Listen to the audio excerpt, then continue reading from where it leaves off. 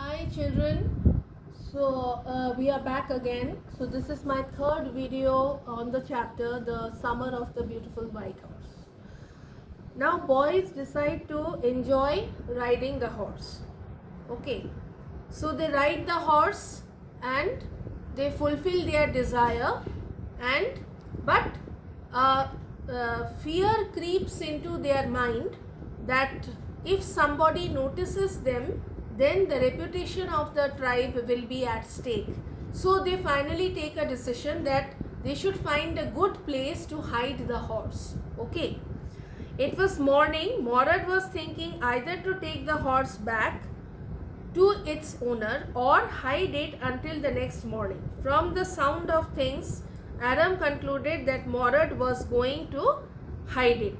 Aram again asked Morad when he had stolen the horse. Morad replied that he never stole the horse. He told Aram to tell everyone that they started riding the horse that very morning if somebody found out. They took the horse to the deserted vineyard of farmer named Fedvagian and hid it in the barn. Morad told Aram that it was not easy to get the horse to behave so nicely, but since he had a way with horses and animals, he developed an understanding with it.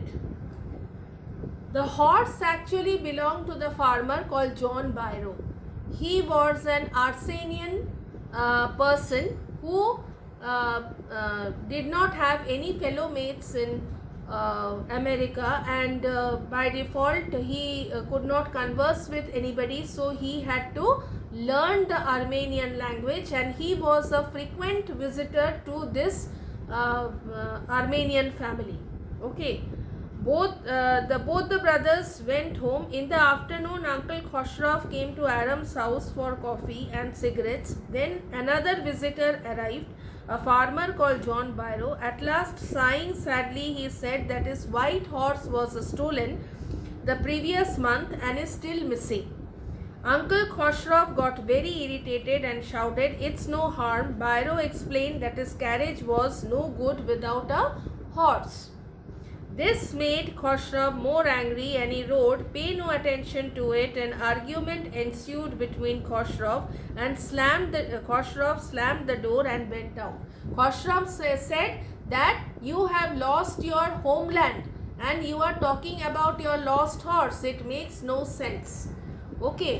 So Aram hears this conversation of John Byro, and then he informs Morad that this news is getting spread amongst people, and Aram's family have come to know that a white horse has been stolen, and if they happen to see both the brothers riding the white horse, then the entire blame of stealing is going to come on their shoulder. So Aram informs Morad about Byro. Aram went to Morad. He found him treating a hurt wing of a young robin.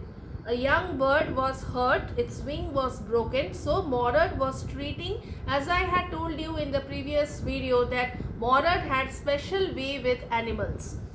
So robin is a bird.